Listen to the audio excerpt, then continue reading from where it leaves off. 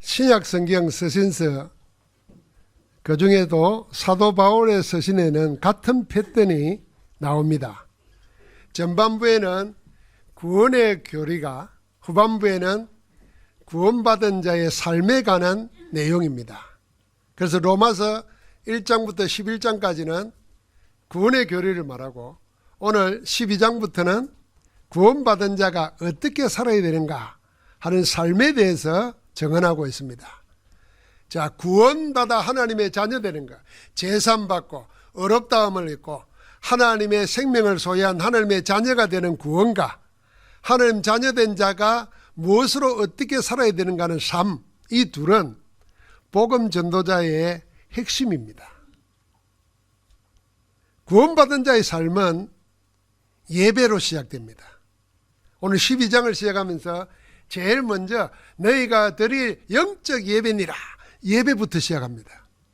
우리가 드릴 영적 예배로 구원받은 자의 삶이 출발한다는 것입니다.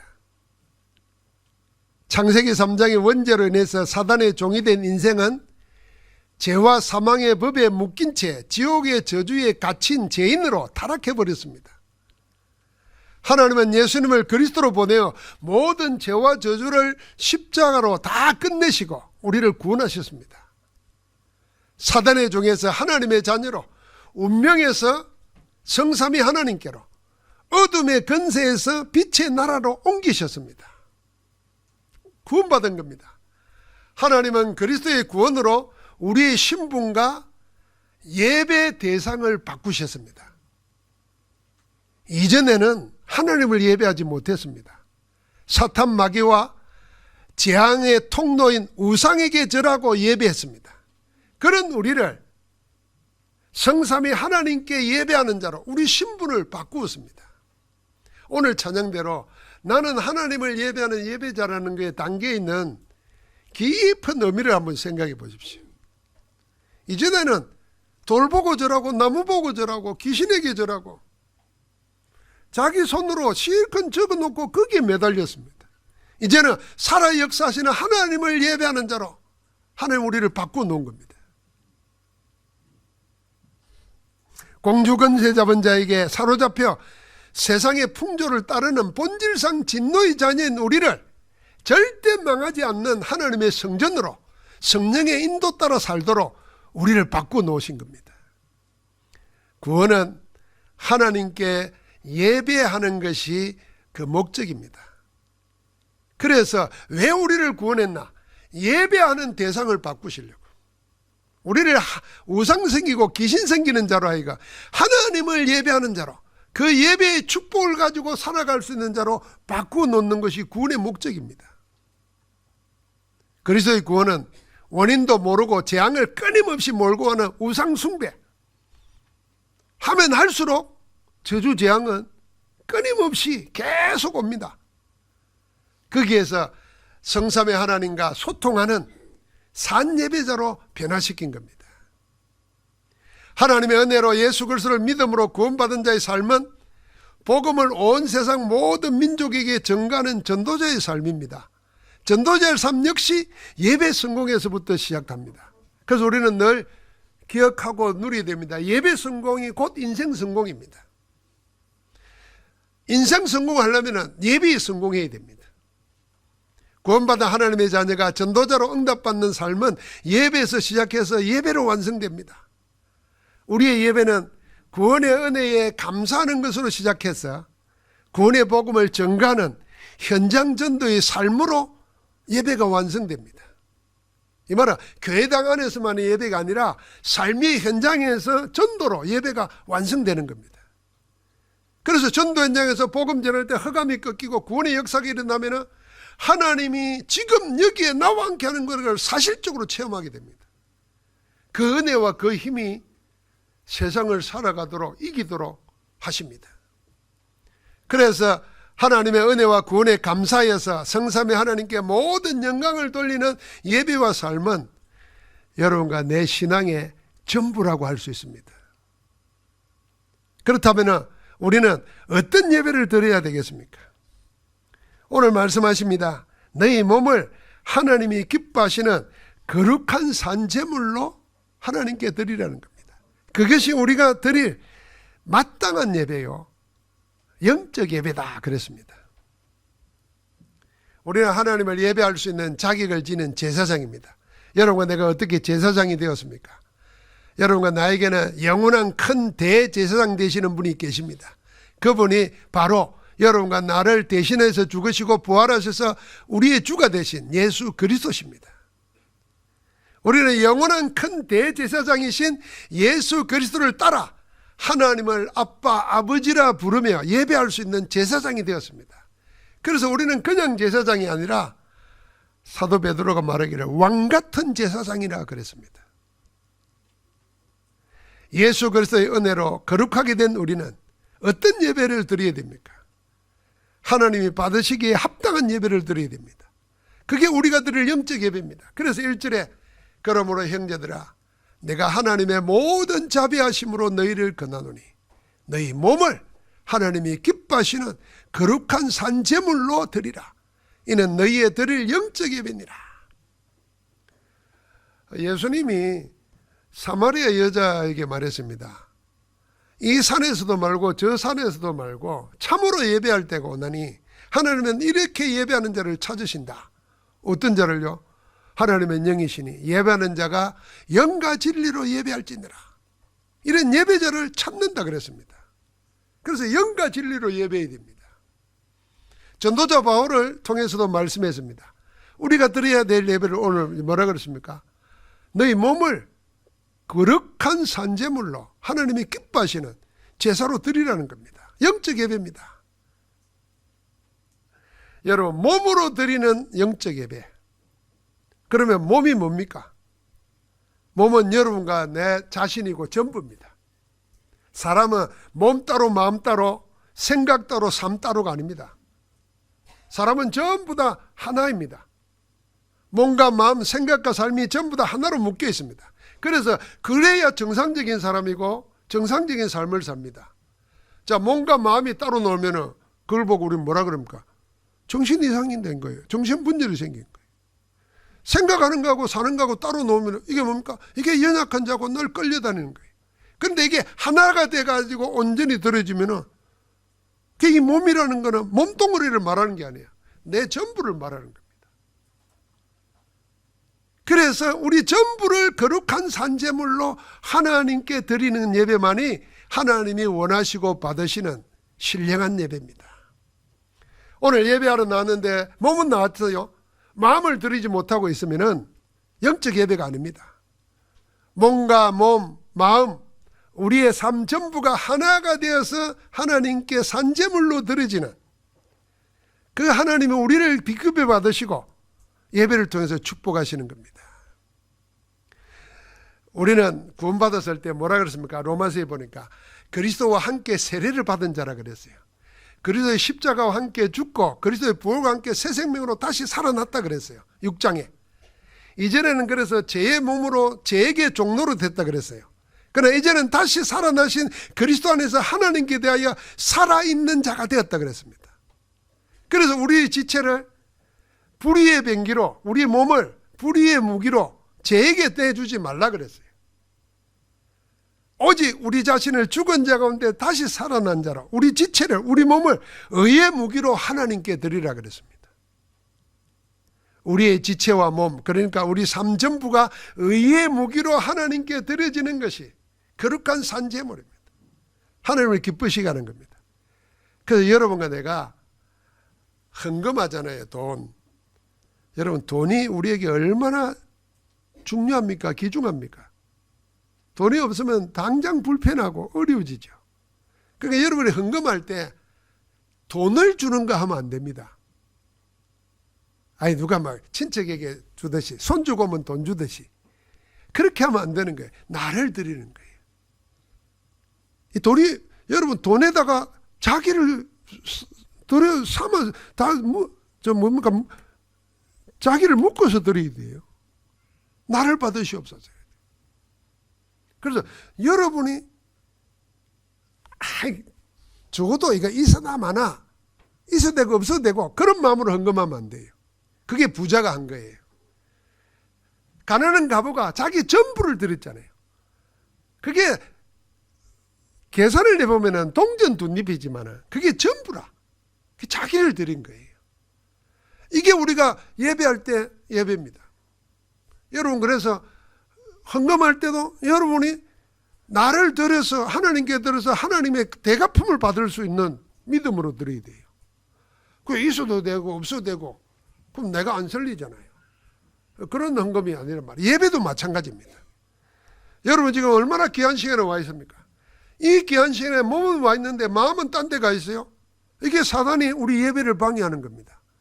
그래서 항상 사단은 예배를 방해하는 거거든요. 믿음의 조상 아브라함과 그의 외아들 이삭은 같이 모리안 산에서 산제물의 예배를 드렸던 겁니다. 네 아들, 네 사랑하는 독자 이삭을 번제로 내게 바치라 할 때 아브라함은 누구와도 의논하지 않고 한순간의 망설임도 없이 적극 순종해서 예배했습니다. 외아들을 산제물로 드린다는 말은 자기 자신을 드리는 겁니다. 저 아들은 나요, 나. 그러니까 아브라함과 이삭은 같이 한 몸으로 하나님께 산제물로 드린 겁니다. 이게 영적 예배를 드린 겁니다. 여러분, 이 한 번의 예배로 아브라함과 이삭은 생 전부가 하나님의 축복의 근원이 되어버렸습니다. 그래서 하나님의 큰 복이 그 후손을 번성하게 만들고 대적의 문을 열고 천하만민이 내 씨로 인하여 복을 받게 되는 복의 근원이 된 겁니다. 한 번 예배 제대로 한 겁니다. 여러분과 내가 예배를 내 전부를 드리는 산제물로 드리는 이삭이 그랬듯이 그런 예배의 축복이 일어나기를 주의 이름으로 축원합니다. 자신을 산제물로 드리는 거룩한 예배 어떻게 드릴 수 있습니까? 그게 2절입니다. 너희는 이 세대를 본받지 말고 오직 마음을 새롭게 함으로 변화를 받아 하나님의 선하시고 기뻐하시고 온전하신 뜻이 무엇인지 분별하도록 하라.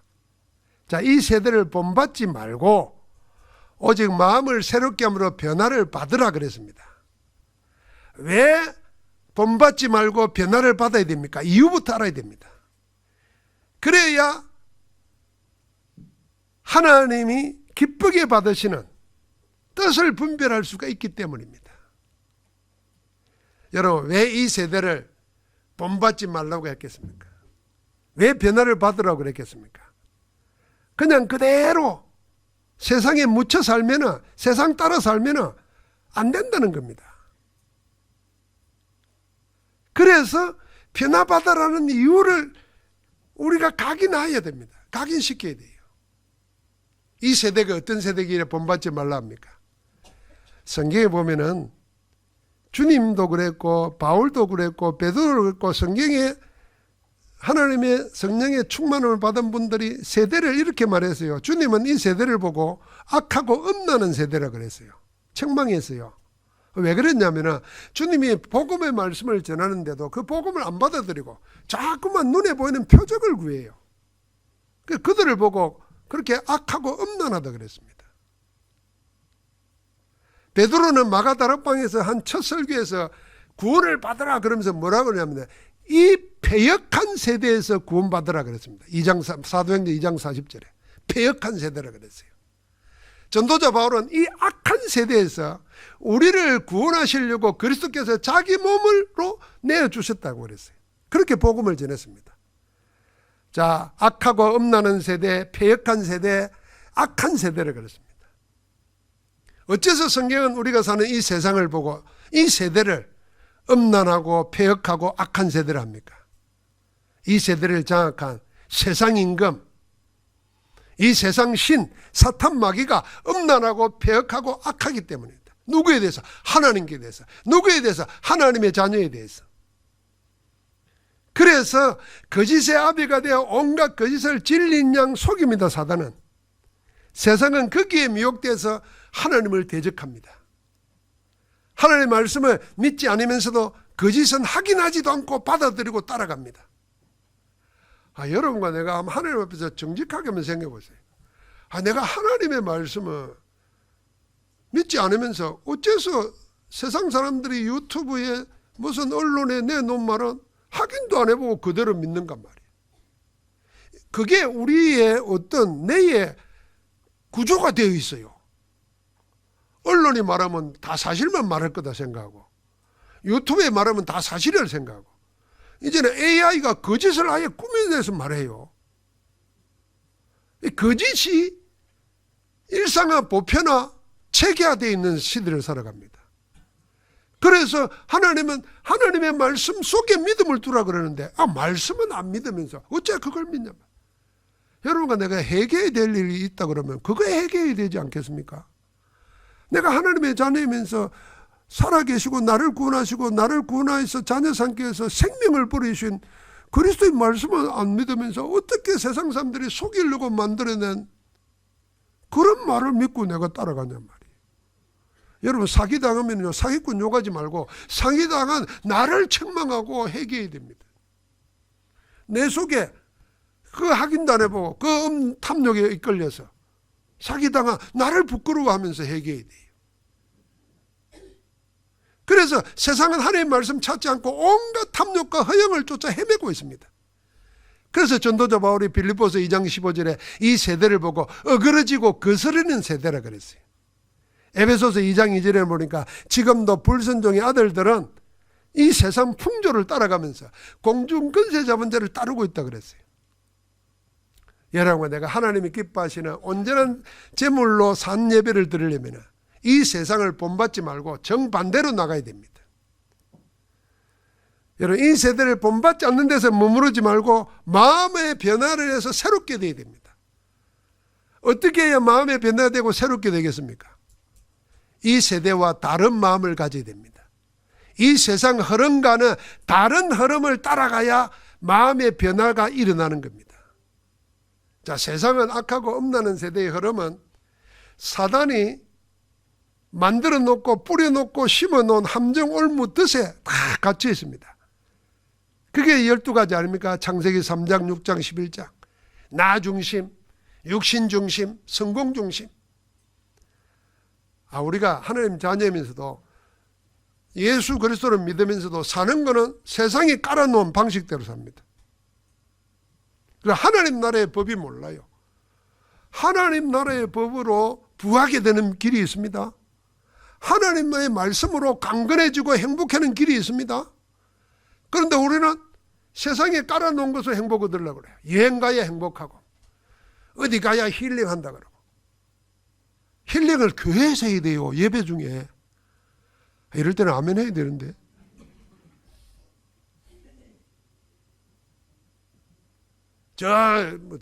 어딥니까?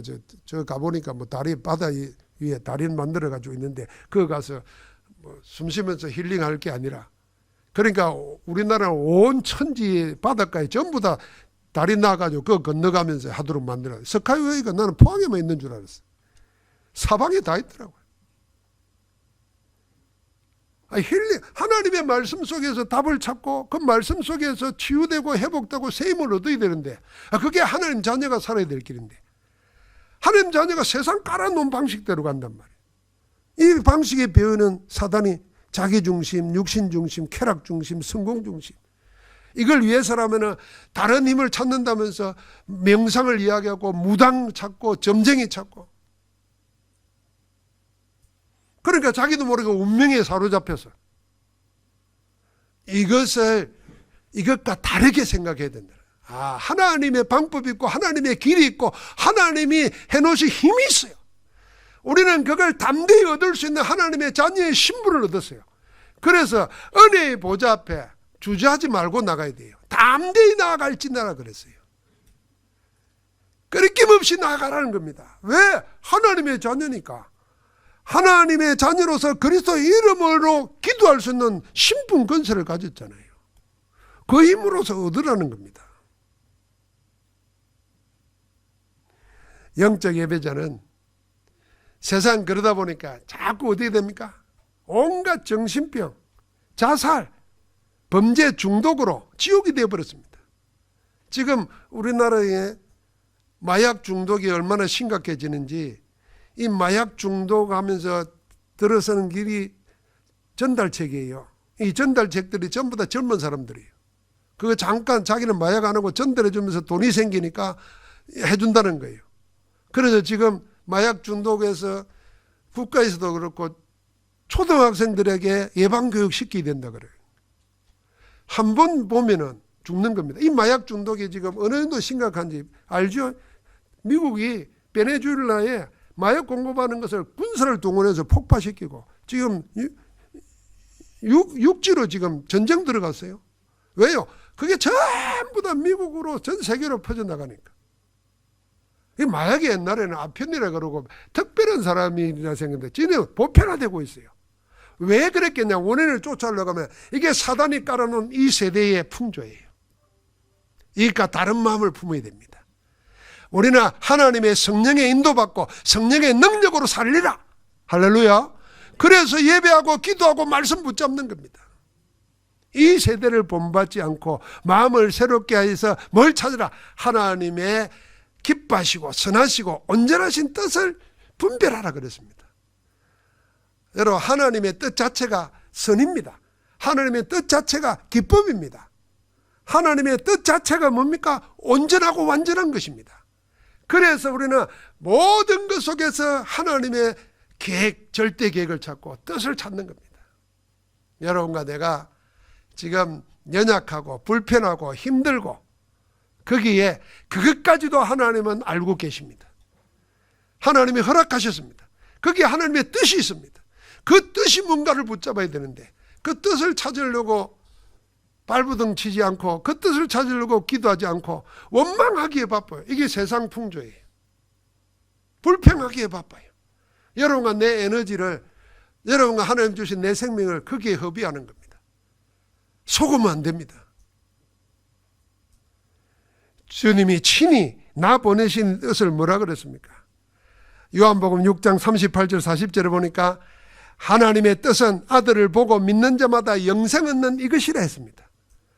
이 패역하고 악하고 엄나는 세대 사람 모두가 예수 그를 믿고 구원받는 것이 하나님의 뜻입니다. 그래서 전도자 바울은 모든 사람이 구원을 얻으며 하나님의 진리를 아는 데 이르기를 원한다고 디모데전서 2장 4절에 말했어요. 그래서 우리를 보고 그리스도 안에서 항상 기뻐하고 쉬지 말고 기도하고 범사에 감사하면서 이 뜻을 이루라고 증거했습니다. 사랑하는 성도 여러분, 하나님의 뜻 자체가 선이고 좋은 것입니다. 완벽한 완전한 것입니다. 그 자체가 기쁨입니다.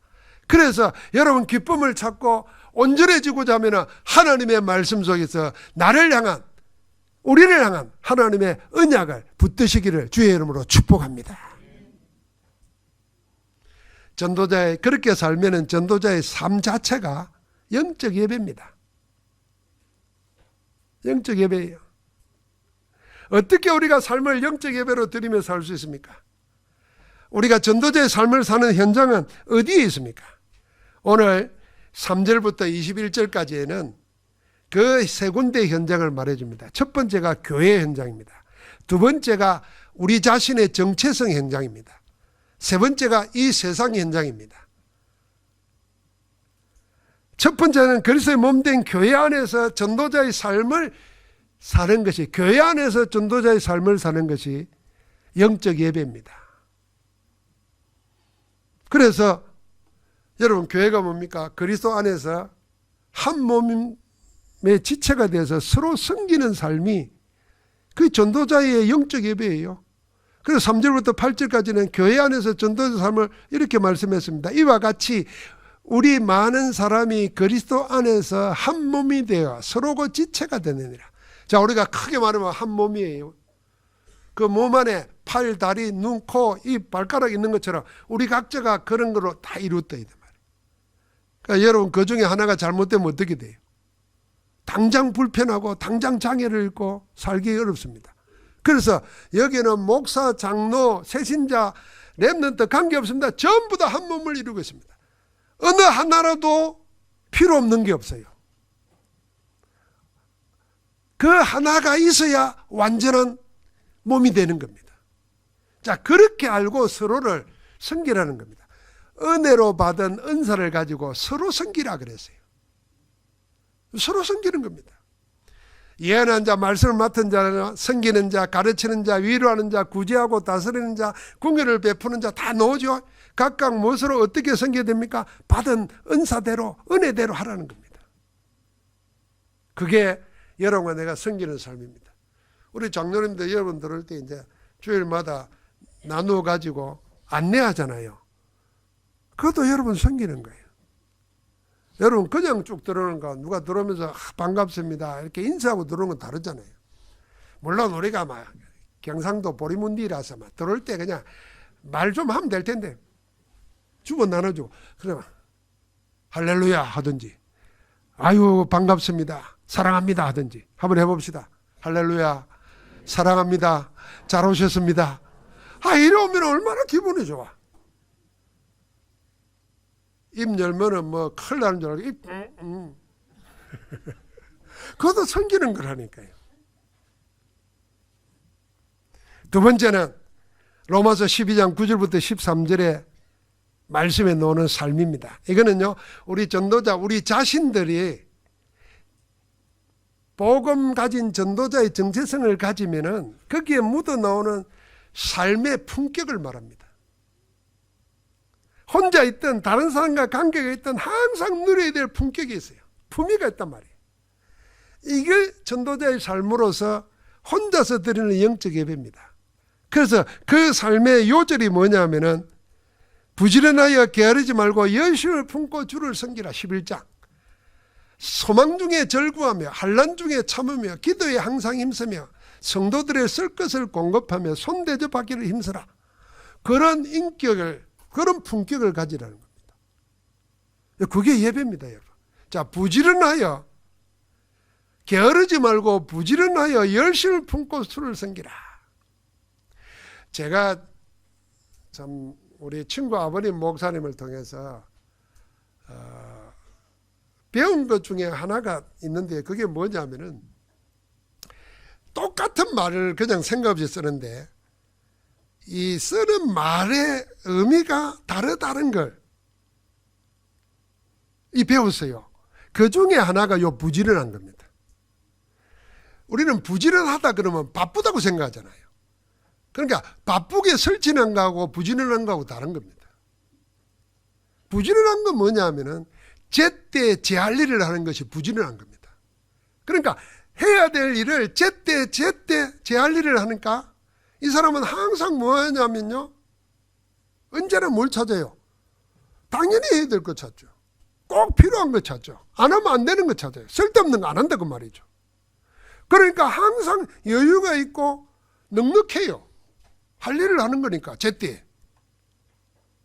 그러니까 이런 사람은 남이 보면 항상 여유가 있고 남다른 품격이 나옵니다. 그러니까 이런 사람을 옆에서 보면요 삶 자체가 빛이 나 보입니다.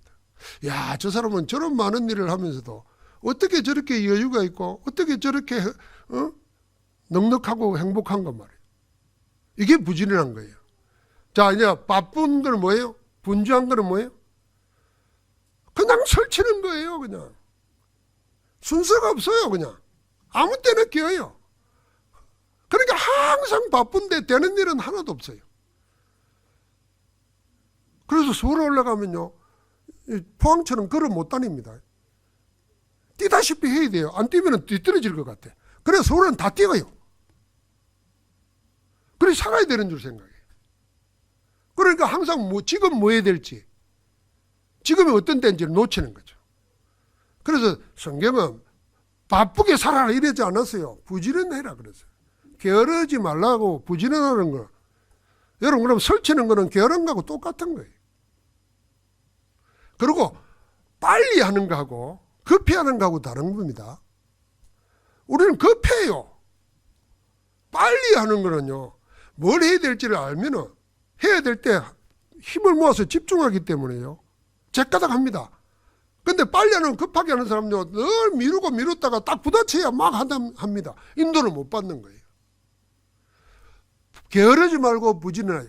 그래서 우리가 24하고 있으면 항상 부지런한 자가 됩니다. 항상 제때 제할 일을 하게 돼요. 하나님은 거기에 역사하는 겁니다. 우리의 삶의 품격을 그렇게 가지라는 겁니다. 그래서 예배도 미리 준비하는 거예요. 헌금도 미리 준비하는 거예요. 그런 삶이 바로 영적 예배가 되는 겁니다. 여러분 준비 안 하고 예배 보십시오. 예배 와가지고 그냥 좁니다. 그럴 수밖에 없어요. 바쁠수록 오면 피곤해지잖아요. 밖엔 추운데 들어오니까 따뜻하지.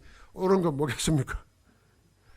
그럼 졸리면서 들으니까 뭐 말을 했는데 뭔 말인지 기억이 안 나. 나가면서 기억 안 나. 계단 내려가면서 내려갈수록 안 나. 그럼 내가 오늘 여기 뭐 하러 왔지? 이러는 거예요. 그래서 자기가 잘못한 걸 모르고 뭐 교회 가도 예배도 소용없더라. 뭔 소용이 없어. 아브라함, 이삭은 예배 한번 들어가지고 생이 바뀌어버리고 인류의 복이 근원이 됐는데 하나님은 지금도 얼마든지 그렇게 하실 수 있는 줄 믿습니다. 그래서 세 번째는 뭡니까? 이 세상을 어떻게 살 것이냐는 거예요. 현장에서 어떻게 살아야 될까? 전도자의 삶이 노는 거예요. 여러분, 이 세상은 한마디로 하면 전쟁터입니다. 그래서 시대를 생존 경쟁이 너무 심각해서 무한 경쟁 시대를 산다고 그러잖아요. 특별히 우리나라는 더하다잖아요. 그래서 이번에도 수능이 불수능 됐다 그러면서 BBC에서 영국 국영방송에서 방송했대요. 원어민들이 풀어도 못 푸는 영어를 대학 입시에 내놨더라. 그래 이리 어려운 필요도 없는 시험을 치려고 4살 때부터 학원 다닌다는 거예요. 영어 학원에. 미친 나라예요 이게. 따라가지 마세요. 앞으로는 영어 공부 안 해도 그냥 AI가 다 해줘요. 지금도 다 해요. 그러니까 진짜 해야 될 게 뭔지를 알아야 되는 거죠. 그러니까 경쟁해야 되는 줄 압니다. 그러니까 서로가 친구가 없어요. 진정한 속마음을 털어내는 벗이 없어요. 전부 다 경쟁자예요. 전부 다 원수예요. 가족도 친척도 그래요. 뭔 잘못한 생각이 들어가지고 자원은 제한되어 있고 받아 쓸 사람은 많으니까 경쟁해서 저거 뺏지 않으면 나는 못 산다 이렇게 생각해요. 서로 원수로 생각해요. 어디 성경에 그렇습니까? 성경에는 있는 것을 가지고 나누어 주라 그러고 송공급하기를 힘쓰라 그러는데 다른 겁니다. 그래서 우리는 이 세상에서 무슨 싸움 해야 되냐? 육신 싸움 하지 말고 정말 영적 싸움 해야 돼요. 그래서 우리의 씨름은 우리의 싸움은 혈과 육에 대한 것이 아니요 정사와 건세와 이 어둠의 세상 주관자들과 하늘에 있는 악의 영들과의 싸움이라. 영적 싸움입니다. 싸움의 대상을 바로 알면은 지피지기면 백전백승이라. 적이 누군지를 알아야 백전백승할 거 아닙니까? 세상 살면서 세상 싸움을 육신 싸움이라 생각하니까 사람과 싸우려고 하니까 이기는 싸움이 아니죠. 저기 싸움이 뭡니까? 영적 싸움을 해야 되는 거예요. 그래서 오늘 19절 보십시오. 내 사랑하는 자들아 너희가 친히 원수를 갚지 말고 하나님의 진노하심에 맡기라. 기록되었으되 원수 갚는 것이 내게 있으니 내가 갚으리라 주께서 말씀하시니라. 내가 갚으리라 주께서 말씀한다는 거예요. 그러면서 21절의 마지막입니다. 같이 합시다. 악에게 지지 말고 선으로 악을 이기라. 하나님은 원수를 갚지 말라고 했지 악과 싸우지 말라고 그러지 않았습니다. 그럼 원수와 악이 다른 겁니다. 만약에 우리는 자꾸 원수 갚는 것은 하나님 뭐라면 하나님께 맡기라. 내가 갚겠다 그랬어요. 맡기고 우리는 뭡니까? 악과 싸워야 되는 겁니다. 악에게 지면은 악을 벗어나지 못하고 악의 노예가 돼서 악인의 길을 가야 됩니다. 그런데 여러분과 내가 무엇으로 악을 이깁니까? 불가능하죠. 그래서 하나님은 선으로 악을 이기라 그랬습니다. 그러면 이 말은 악을 이길 수 있는 선을 우리에게 주셨다는 것이거든요. 주셨으니까 그걸 가지고 악을 이기라는 거거든요. 우리에게 하나님이 악을 이길 수 있도록 주신 선이 뭡니까? 그게 에베소서 6장 10절부터 20절에 나오는 하나님의 전신갑주를 입는 겁니다. 구원의 투구를 쓰고 여러분과 내가 구원받았다는 확신 투구를 쓰고 가슴에는 믿음의 훈배를 붙이고 진리의 허리띠를 띠고 복음의 평안의 신발을 신고 한 손에는 방패를 가지고 한 손에는 성령의 검 하나님의 말씀을 가지고 무시로 성령 안에서 기도하라는 거예요. 이게 하나님이 그리스도 안에서 우리에게 주신 악을 이기는 선입니다. 세상을 이기는 힘이에요. 만약에 이 영적 싸움을 하지 않으면 자꾸 어떻게 되겠습니까? 자꾸 원수 싸움을 하려고 그래요. 세상과 원수가 되고 사랑과 원수가 되려고 그래요. 그건 하나님께 맡겨야 됩니다. 사랑하는 성도 여러분, 우리의 삶 전체가 하나님이 받으시기를 원합니다.